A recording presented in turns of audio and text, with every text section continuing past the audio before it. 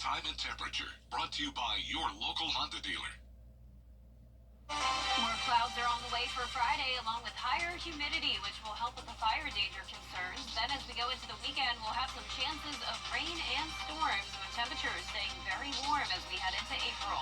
All those details are coming up. Right now on News Channel 6 at 11, a local doctor has received a nearly $3 million grant to continue her research, how her work will impact future generations. Also ahead, a burn ban remains in effect in the Palmetto State, why they're important, and what happens if you don't follow them.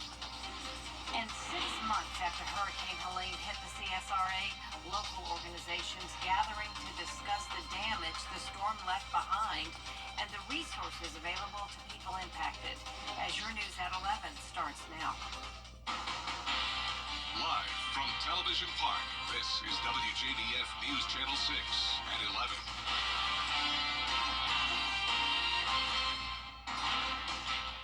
Good evening, everyone. I'm Jenny Montgomery. Thank you so much for joining us. Coverage you can count on begins as a doctor at the Dental College of Georgia has been awarded a grant to continue research on the connection between gum disease and Alzheimer's disease. Hannah McDonald tells us more about the doctor's research. The $2.8 million competitive grant was awarded to Dr. Rania El-Sayed by the National Institute of Aging. Dr. El-Sayed says there is a strong relationship between gum disease and Alzheimer's disease, which led them to the question, how does this happen and is there a cause and effect relationship? During periodontal infection in the gums, the immune cells release small particles that are called exosomes, and these exosomes are capable of traveling through the bloodstream to cross the blood-brain barrier. And when they enter the blood-brain barrier, they're taken up by the immune cells of the brain, which are called microglial cells, and this causes neuroinflammation and inflammation of the brain. According to the Alzheimer's Association, nearly 7 million Americans are living with the disease. By 2050, that number is projected to reach almost 13 million. The Dean of Research at DCG says it's an honor to have their research be noticed and appreciated by such a large organization. A topic like this, which can secure the competitive funding really at the national level, that means a lot. That speaks for itself, that our faculty and our researchers are basically discovering the innovative ways to improve our health quality and life quality in general.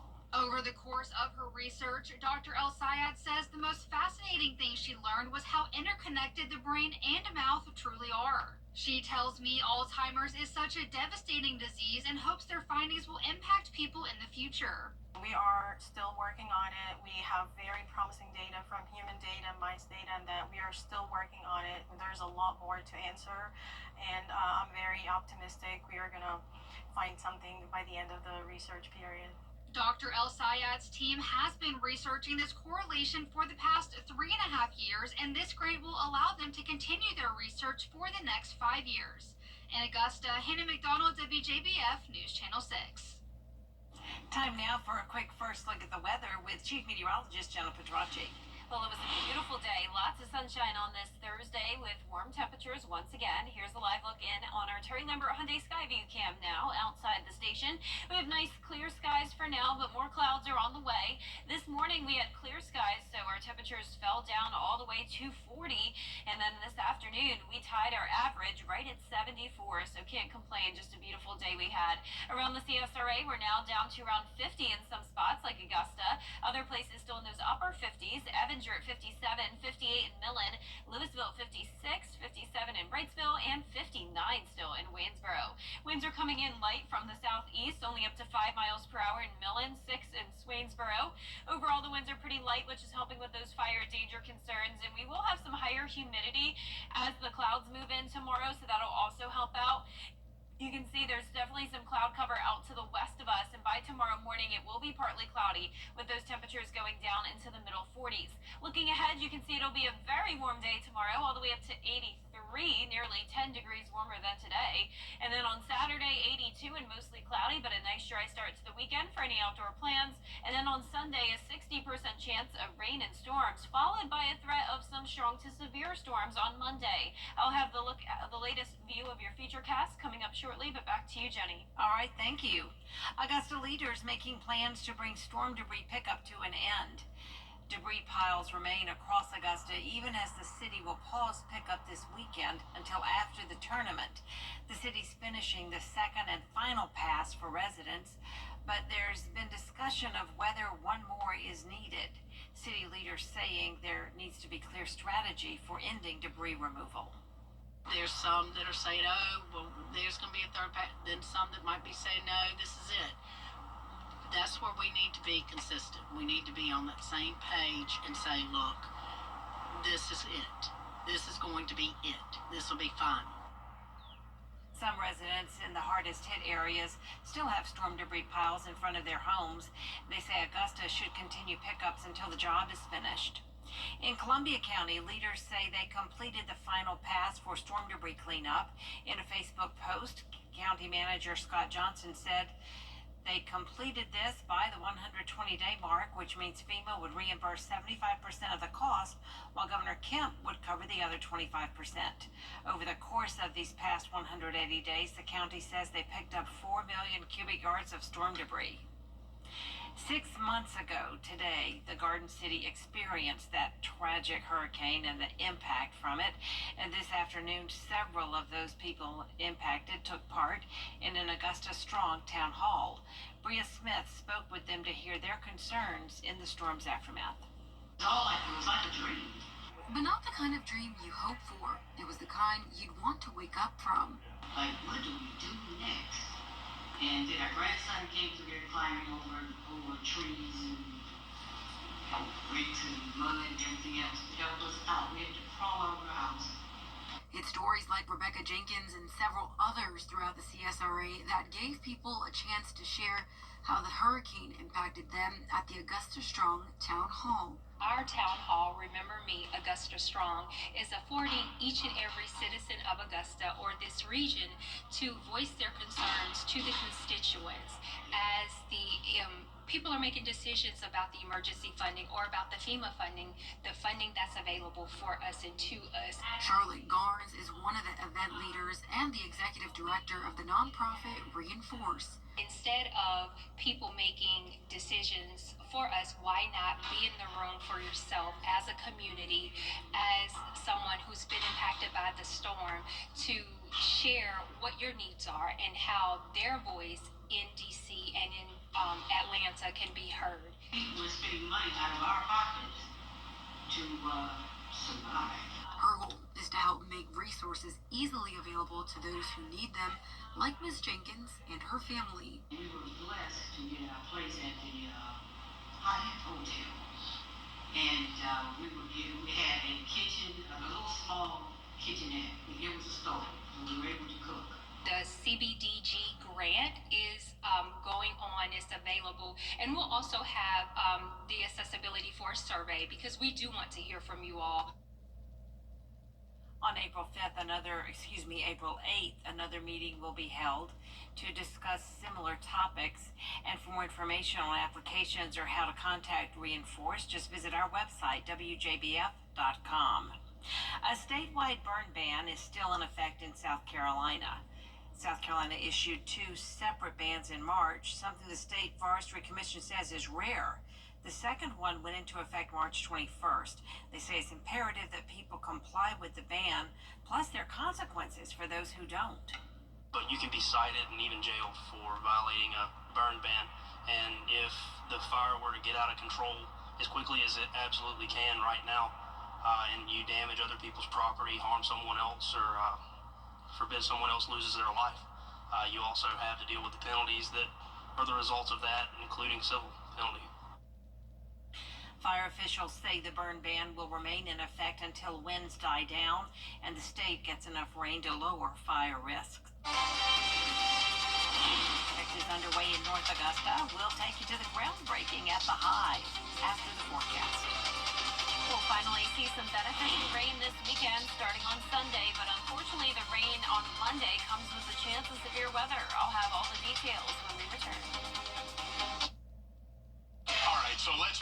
At WJBF's Television Park Productions, our mission is to provide local businesses with top quality video and digital content at an affordable price. With decades of experience, our award-winning creative team will guide you step by step through the creative process, resulting in a successful marketing message for your brand. Over the years, we've helped hundreds of local businesses expand their voice.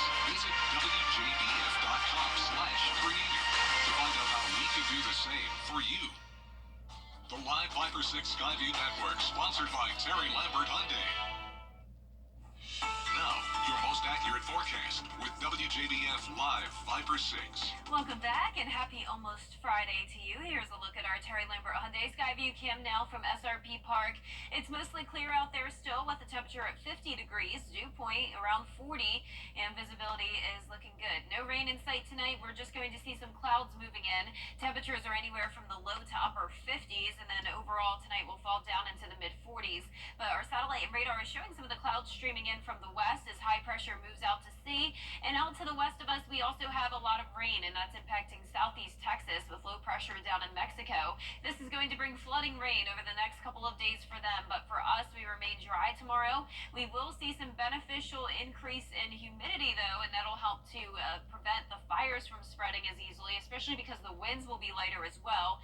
Coming out of the south, only up to around 10 miles per hour.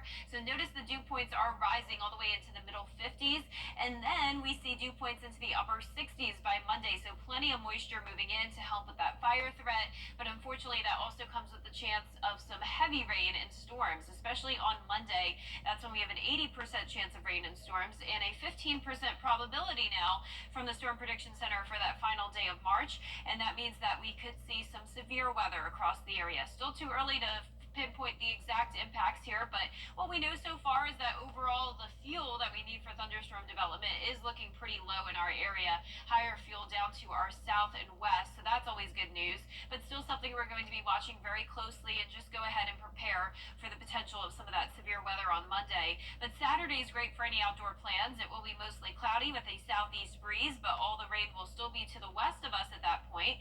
Then showers will be here early Sunday morning. Maybe when you're headed out to service in the morning, you may hear some or see some rain.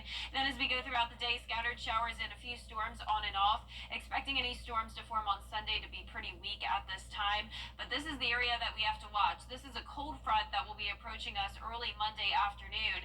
The timing of this continues to move up earlier and earlier, and the latest model is keeping some of the worst impacts to our west, but still something we'll be watching through Monday evening, and then we're back to clear skies on Tuesday. Overall, though, above average rain chance is expected for the first few days of April, so after we dry out on Tuesday, we could see some more rain throughout the rest of the week with above average temperatures through April 6th by quite a bit. It is going to be well above average, and you can see that starting to happen here with the high temperatures climbing from the low 80s up to 85 next Thursday, and then it gets even warmer from there. But for tonight, we're not going to be warm. It still will be chilly overnight with lows in the mid to upper 40s. Highs tomorrow are going to be around 10 degrees warmer than today, though, 83 in Augusta. And that 10-day forecast is showing the high rain chances Saturday and Sunday and Monday with the cloud cover, sunshine on Tuesday again, and then next week won't be a washout, but we will have those isolated chances of rain each day of next week with the temperatures definitely warming up. I mean, we're going to be almost close to 90 degrees already next week, Jenny. I love that. Thank you so much, Jenna. I'm here for it. Today, the city of North Augusta broke ground on a multi-acre project off Exit 1. It's located on West Martintown Road between Knob Cone Avenue and I-20. It's right by North Augusta High School. The 201-acre plot will include apartments called Jackson Park. It's got nearly 350 townhomes, single-family homes, businesses, and restaurants.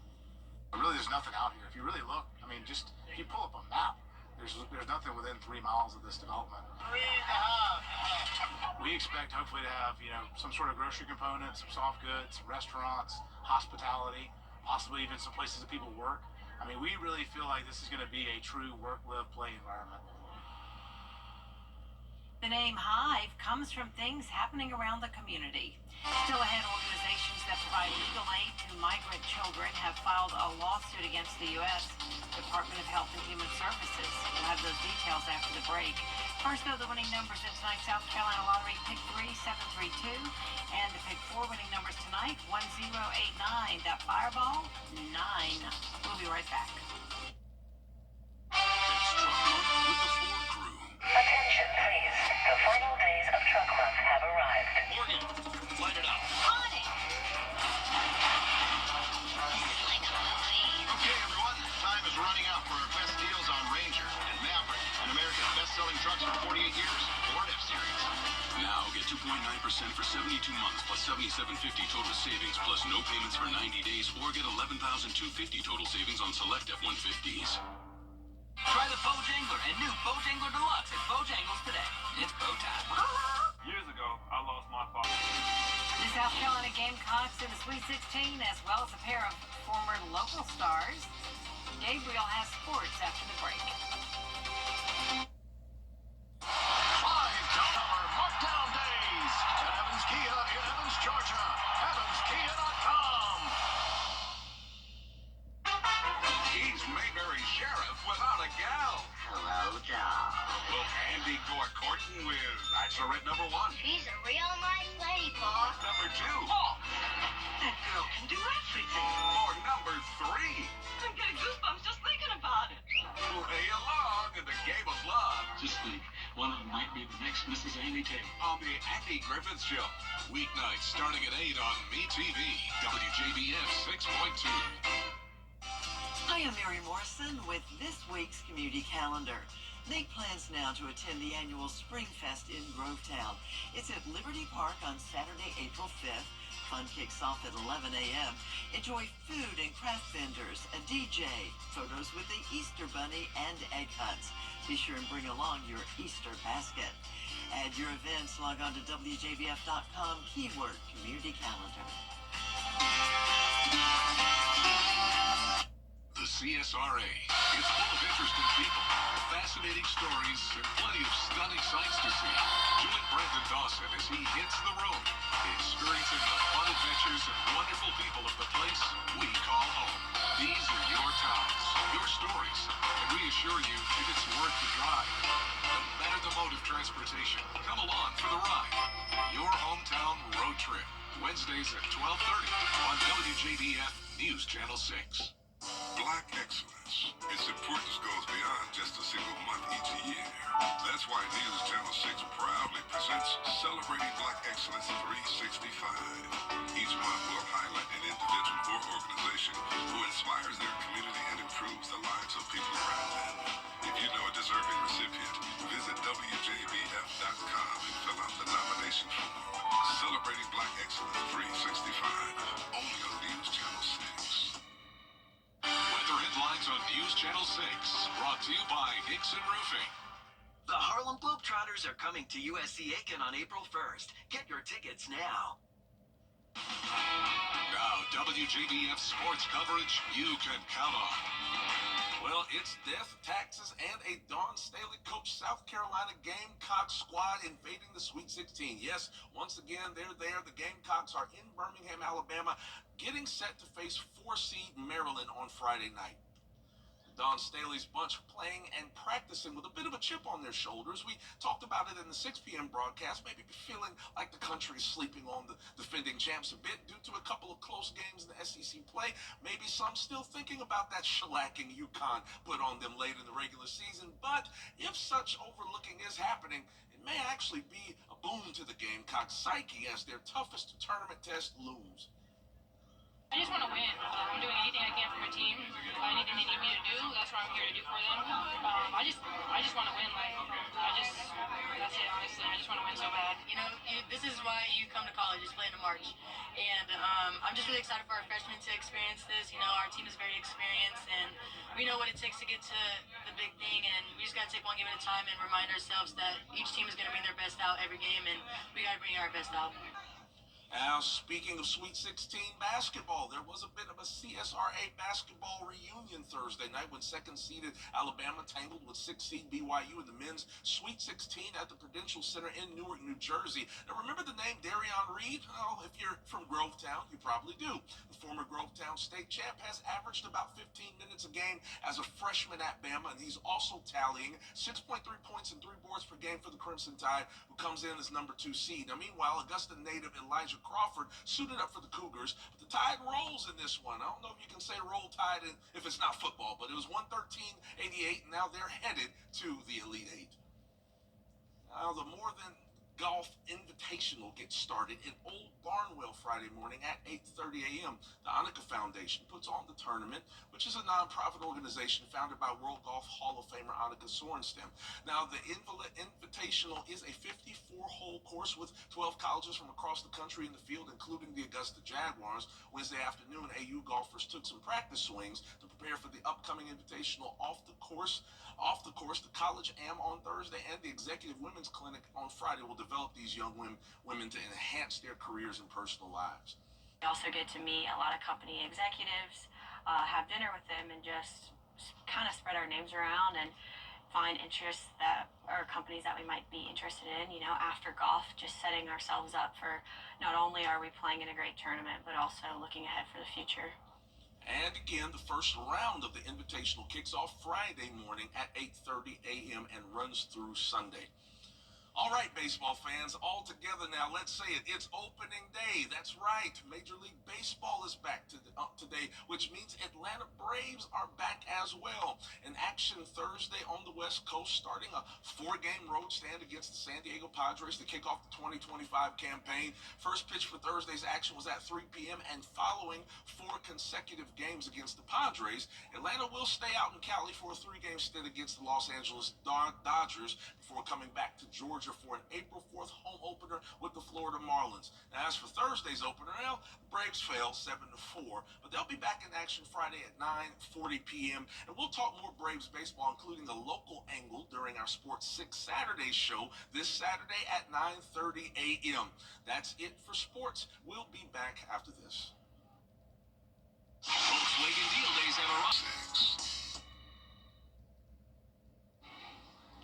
Tonight, a rapper visited and gave back to families at the Ronald McDonald House. Atlanta rapper Young L.A. visited the house with community members who also donated their time and talents. Families also enjoyed dancing and dinner provided by Kitchen Kings. We spoke to L.A. about what it means to him to give back. It's a beautiful thing, just to be able to align with someone that you don't even know, And the biggest thing, I guess, after that is for them to be able to receive you. And they don't even know you. It takes a lot of courage. It takes a lot of strength. It takes a lot of everything you got, almost. So that was a big day for the kids. Big day for the house. Lazy Boy made a big furniture donation there today as well. Cool. Awesome. That's our report for now, everybody. Thank you so much for watching. Be sure to download our mobile app for breaking news and weather. Good night.